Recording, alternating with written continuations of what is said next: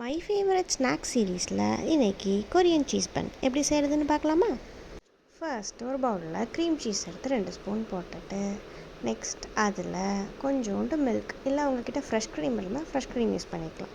Next இன்னொரு பேனில் கார்லிக்கை கொஞ்சம் ஃப்ரை பண்ணிவிட்டு அதை எடுத்து அந்த மிக்சரில் போட்டு ஆர் சில்லி ஃப்ளேக்ஸ், சுகர் எல்லாத்தையும் போட்டு நல்லா ஒரு மிக்ஸ் கொடுத்துட்டு அதை அப்படியே அந்த பக்கம் வச்சிடலாம். அப்புறம் இன்னொரு பவுலில் பட்டரை நல்லா மெல்ட் பண்ணிவிட்டு அதில் ஃப்ரை பண்ணி வச்சுருந்த garlic, chilli flakes, oregano, sugar, அப்புறம் கொஞ்சம் கொரியாண்டர் லீவ்ஸ் இதெல்லாம் போட்டு நல்லா மிக்ஸ் பண்ணிக்கலாம்.